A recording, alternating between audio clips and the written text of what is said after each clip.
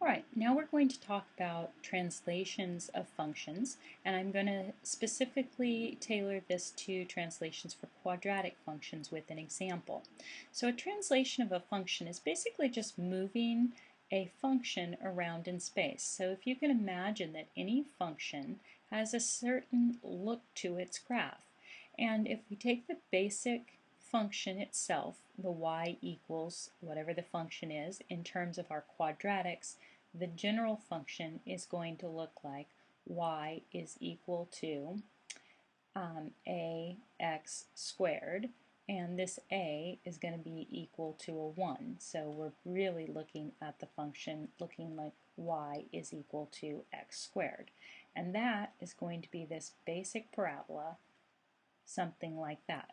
And so that basic parabola is going to be centered first at the origin for this particular graph here. So this would be centered at the origin. And then if we're going to translate it, we're going to move it in many different ways. Our first one we'll talk about is a reflection. And for a reflection, we get y is equal to a negative of x squared. And if you imagine this as being just your original function anyway, your f of x value, then this can really be rewritten as a minus f of x.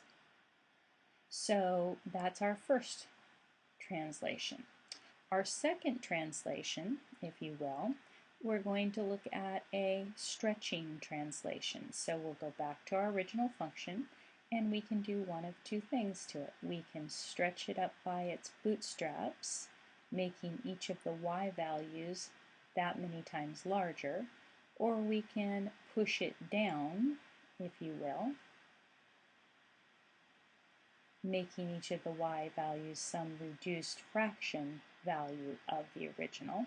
And that one is going to be our new function being equal to sum a times f of x, or x squared. Well, this a is really just getting multiplied by our original function value. So we have our a times our f of x value, and that's what we're looking at for the reflection. Now the next one we're going to talk about is a horizontal. This is the horizontal, right? So we're going to shift it left and right. Now the horizontal is kind of a tricky one, so that one is going to be difficult, but we can either shift it to the right from its original, or we might want to shift it left from its original. And these are f of x minus h's. So it's our original function with the x value subtracting whatever is being, whichever way it's being written. So this one over here actually has this h of a, I'd say a 3 or a 2 is the way I've drawn it, but that is the value that you're seeing how many units shifted right it is. And if it were to be shifted the left, over here on this one, the left shift, it would actually look like this, f of x, and then it would say plus h. That can be a little bit tricky because they're looking opposites here. And we'll see why when we investigate a little bit further that is the case. The next one I'm going to do is I'm going to do the vertical. The verticals are actually pretty easy. It takes this original black function and it moves it up, or it moves it down.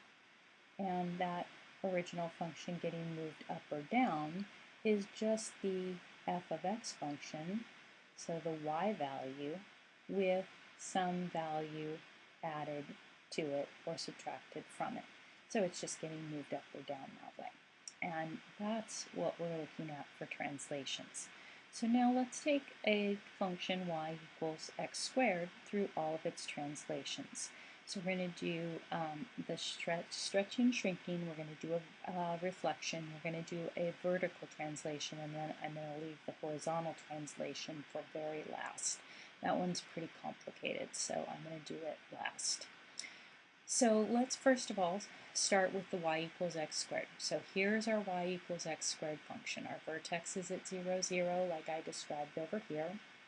We have the axis of symmetry here being the y-axis, and the relationships here is that anything that we have over here and over here, these two values will be positives and negatives of one another. So let me draw for you what I'm talking about here. So if I have this value here and this value here, they're symmetric to one another. So if this value is, say, a 4 for my y value, the y value is also a 4 over here. And then for the general function, whatever this x is here, it's a negative x over here. And when this is at 0, 0, that's always going to be the case, that you're going to have that positive and negative x's. And the f of negative x and the f of x, give you the same values as what this last thing is talking about. So here's a table of values for our y is equal to x squared quadratic. So if I put in 0, I get out 0. If I put in 1, I get out 1. If I put in negative 1, I get out 1. If I put in 2, I get out 4. If I put in negative 2, I get out 4. If I put in 3, I get out 9. If I put in negative 3, I get out 9. And we see the functions values of f of x and f of negative x to be the same. That's what this part I is saying. So now we're going to look at the reflection and what that does to the picture and what it also does to the values. So up here we had this nice graph, and I took this nice graph and I just flipped it over. This picture and this picture are identical, they're just flipped over the x-axis. So what does it do to our table of values? Well, when x equals 0, y equals 0, x equals 1, y equals 1, x equals negative 1, y equals 1, 2, 4, negative 2, 4, 3, 9, and negative 3, 9. That's what the original valued function gave us.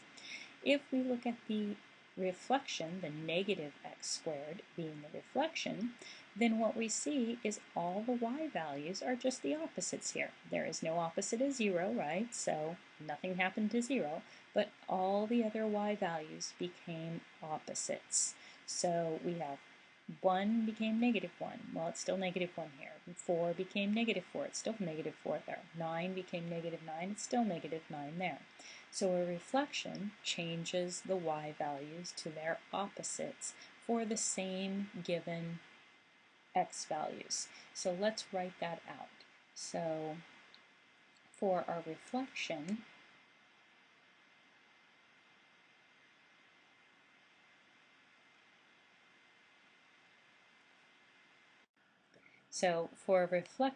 y equals negative x squared compared to y equals x squared, our y values are just going to be opposites for the same values of x. So our x equals 0, 0, and 0, opposites obviously because 0 doesn't have an opposite. 1, and here we get the y value of 1, but when we have the reflection it's negative 1. Same thing here, 1 and it's negative 1, so that's what this says. Now let's go down and let's take a look at what happens when we're going to stretch or shrink a function. So the first one, we're going to stretch it. We're going to multiply this by 3. So now we're looking at y is equal to 3 times x squared. So here's our original function our original function dotted here is y equals x squared. And these are our familiar table values for that. And now let's look at what happens with our y values. 0 times anything is 0. 1 times 3, 3. 1 times 3, 3. 3 times 4, 12. Same here. 3 times 9, 27. Same here, 27. So all of these y values have just been multiplied by 3. They've been stretched up. What was once here is now up further, right? And so this makes this a steeper graph. Now down here, what we're looking at is a vertical. Now, by the way, if I were going to do a shrinking translation, this maybe by 1/3 or something, these would be all 1/3 of the original. So I'd get 0, a third, 4/3, 4/3, and 3. So that one would be wider and out here. That would be the shrinking translation. So let's write this down as well for our stretching, shrinking. So for the stretching, shrinking, the y equals a times x squared. For the same exact x values, we get a times the y values, right? So here's our same exact x values. Here's our original function, y equals x squared. And oops, I'm on the wrong one. Y equals x squared. And then here, the stretching one, we're doing 3 times something. And so what we have going on here for the 3 times is 3 times the original y value. 0 times 3, 1 times 3, 1 times 3, 4 times 3, 4 times 3, 9 times 3, 9 times 3. And that's what stretches our function. All right, now the next thing that we're going to do is we're going to do the vertical translation. So in a vertical translation, we're moving this function up or down from its original position. So here, what we see is here's our original function, this parabola right here, and when I add something to this, what I'm really doing is I'm really adding to this original function's values. So I'm adding to the y values. 0 plus 2 is 2. 1 plus 2 is 3. 1 plus 2 is 3. 4 plus 2 is 6. 4 plus 2 is 6. And 9 plus 2 is 11. And 9 plus 2 is 11. So all these y values have 2 more than their comparable original function's y values. So let's write that one out as well. So for the vertical, whatever k is, for the same exact x values as the original function f of x, we're going to get k added to the original y values. So here, looking at the vertical again, we have all of our original x values. Here's our original f of x function.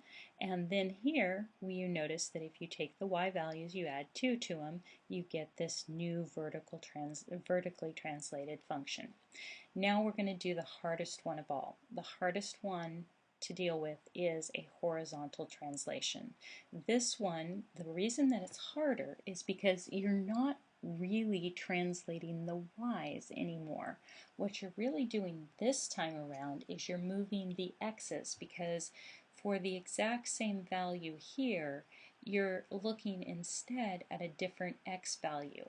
So these translations are going to have to look in a very specific way to be able to see them. You're going to have to see them as x minus wherever you're moving the function. You're translating that function. So here's our original x values. Notice now I've said x prime values. I haven't rewritten the y values because those are the same as the original y functions. See, the similarities are here and here. In every other translation, it was the x's that were always the same. Here, we're doing a different x based upon the original one for getting these same y values. So for an x of 0, I would have gotten 0, but now it's 2 that's going to give me that 0. For an original x of 1, I would have gotten 1, but now it's 1 plus 2, it's going to be a 3. That's going to give me that value of 1. When it was negative 1, I also got 1, but this time around, it's going to be 1. Negative 1 plus 2 that gives me that.